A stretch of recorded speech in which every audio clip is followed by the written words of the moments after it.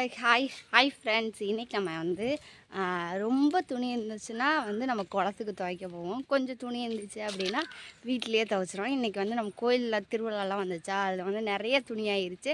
இப்போ அதை பற்றி தான் நம்ம வந்து எங்கே துவைக்க போகிறோம் அப்படின்றத பார்க்க போகிறோம். வாங்க. இங்கே இருக்கேன். எங்கள் அத்தை வந்து தலையில் மூட்டை மாதிரி வச்சுக்கிட்டு போகிறாங்க பையில்.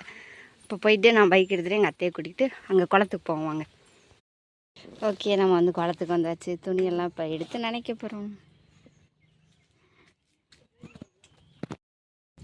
நீங்கள் இந்த மாதிரிலாம் குளத்துக்கு போய் துவைப்பீங்களான்றதை கமெண்ட்டில் சொல்லுங்கள். எங்கள் அத்தை வந்து சோப் போட ஆரம்பிச்சிட்டாங்க. எங்கள் பாருங்கள், செல்லோட சட்டை ட்ரெஸ் எல்லாம் ஒரு மாதிரி அழுக்கு வாடை மாதிரி வருது. ஒழுங்காகவே துவைக்க மாட்டாராட்ருக்கு.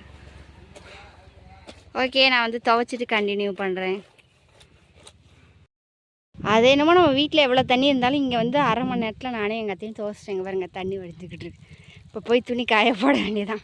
நாங்கள் துவைச்சிட்டோம். வாங்க வீட்டுக்கு போவோம். ஓகே ஃப்ரெண்ட்ஸ், மறந்துடாமல் நீங்களாம் இந்த மாதிரி குளத்துக்கு போய் துவைப்பீங்களா துவைக்க மாட்டீங்களான்றதை கண்டிப்பாக கமெண்ட்டில் சொல்லுங்கள். இந்த வீடியோ பிடிச்சிருந்துன்னா லைக், ஷேர், கமெண்ட் பண்ணி சப்ஸ்கிரைப் பண்ணுங்கள். பாய்.